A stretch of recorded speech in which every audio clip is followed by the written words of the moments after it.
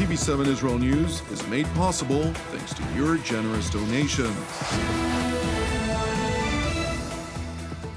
Shalom, good evening. This is TV7 Israel News, broadcast to you from Jerusalem. And in today's top stories, Israeli President Isaac Herzog warns of a profound disagreement that is tearing Israel apart amid prospects of looming reform to the judicial system. Approximately 80,000 Israelis flood the streets of major cities, calling for the preservation of democracy. A transition of command ceremony marks the end of Lieutenant General Aviv Kochavi's service as IDF Chief of General Staff, as Lieutenant General Herzi Halevi assumes his post. Looming reform to Israel's justice system has triggered tremendous backlash, with President Isaac Herzog labeling it a profound disagreement that is tearing our nation apart. Years of mounting frustration within Israel's conservative right political camp has reached a boiling point over allegations directed at the country's Supreme Court, accusing it of judicial activism, which, according to the rulings which it adopted in the past 2 decades, systematically support the liberal left. Consequently, a recently appointed Justice Minister Yariv Levin, with full backing of Prime Minister Benjamin Netanyahu and his coalition partners, announced a plan to reform the judicial system in a proclaimed attempt to restore balance between the legislative, executive, and judiciary. According to his plan, Minister Levin intends to limit the Supreme Court's power to rule against government policy or adopted parliamentary laws, while increasing lawmaker and government influence in selecting judges to the Supreme Court. As a result, opposition leaders have accused the government of threatening Israeli democracy and went as far as to warn of civic unrest and even civil war. Moreover, adding fuel to the flames of rhetoric, the opposition's allegations, led by former Premier Yair Lapid and former Defense Minister Benny Gantz, attained tailwind when Supreme Court Justice Esther Chayut enforced the allegations leveled at the government's unveiled plans for reform. למרבה הציניות, הוגי התוכנית מכנים אותה תוכנית לתיקון מערכת המשפט. ואני אומרת, זו תוכנית לריסוק מערכת המשפט. כל הטוען כי הרוב שבחר את נציגיו לכנסת נתן להם בכך צ'ק פתוח לעשות ככל העולה על רוחם, נושא את שם הדמוקרטיה לשווא. Justice Minister Yariv Levin responded to the voiced allegations against his planned reform in particular and the government in general, dubbing it rhetoric, which intends to ignite public unrest. שמענו הערב רטוריקה מוכרת מהפגנות הדגלים השחורים. זו אותה אג'נדה פוליטית. זו אותה קריאה להבעיר את הרחובות. מיליוני אזרחים, ואני בתוכם, נחושים להשיב את האיזון בין רשויות השלטון ולשקם את האמון במערכת המשפט בישראל. Meanwhile, over the weekend, approximately 80,000 Israelis flooded the streets of Tel Aviv, Jerusalem, and elsewhere in a collective outcry to defend Israel's democracy and its institutions.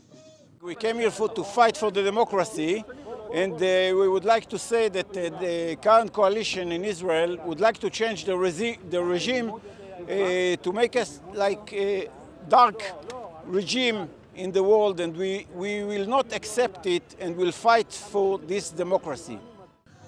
While the main protest was held in Tel Aviv, several hundreds of Israelis gathered in front of the president's residence in Jerusalem, calling upon the Israeli head of state to intervene. It is worth noting that opposition leaders and judiciaries voiced scathing criticism of President Herzog for refusing to take a stand against the government's intentions to reform the judicial system.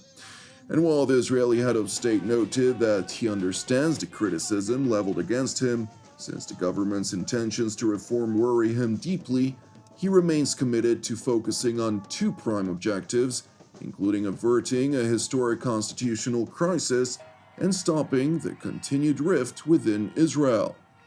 אנחנו נמצאים בעיצומה של מחלוקת עמוקה שקורעת את העם.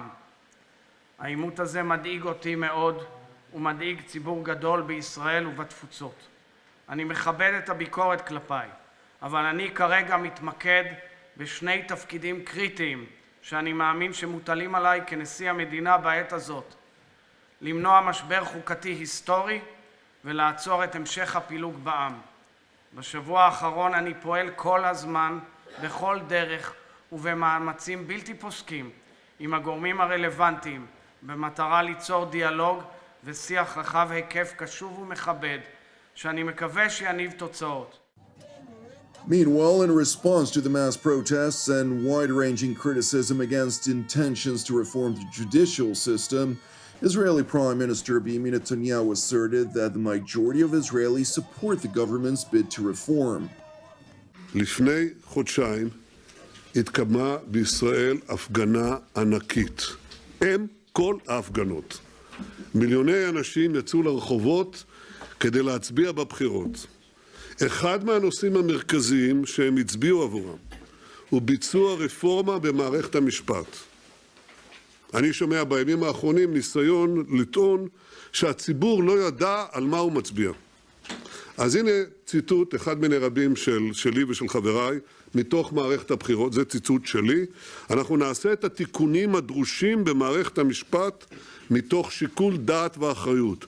אנחנו הולכים לתקן את המערכת, להציל אותה ולא להרוס אותה.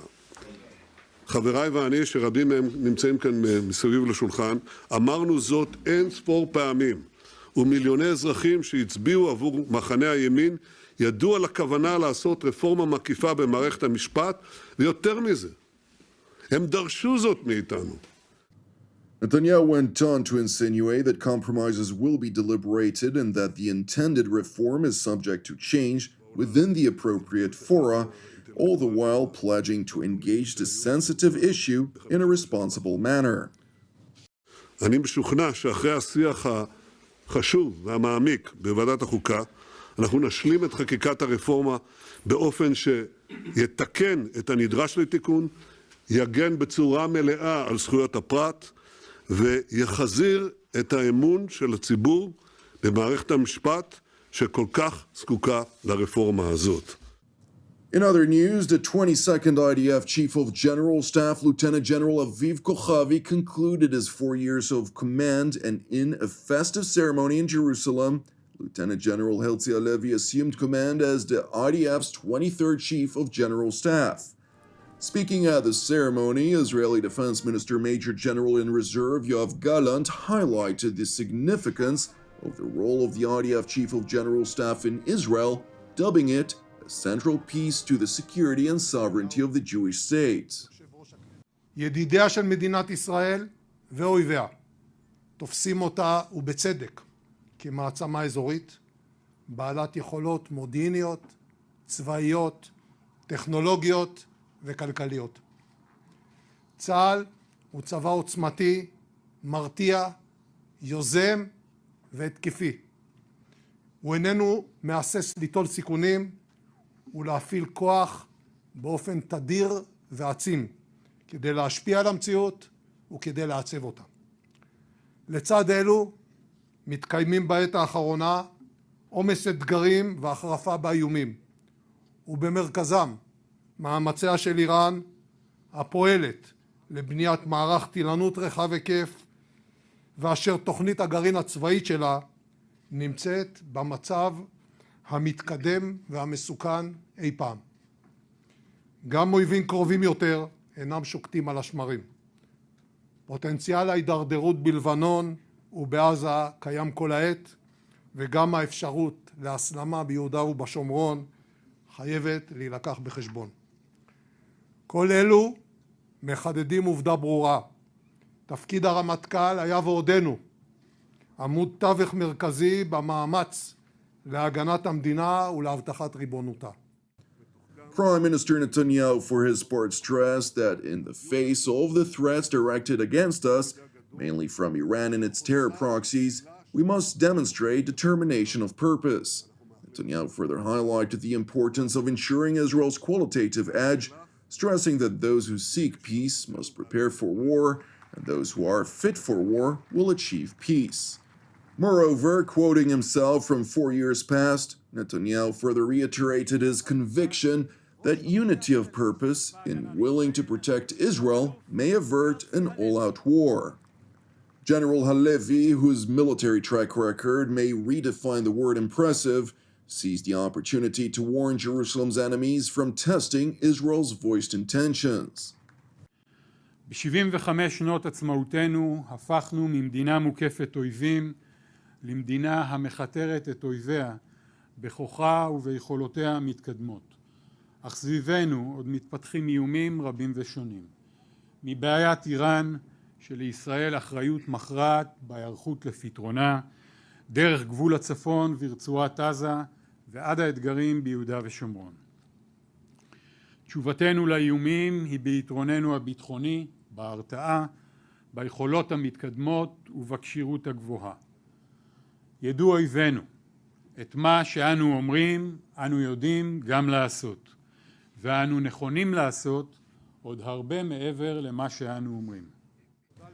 Outgoing IDF Chief of General Staff Lieutenant General Aviv Kochavi, for his part, seized the opportunity to voice gratitude for his past 4 years, as Israel has emerged stronger and more capable in every given parameter.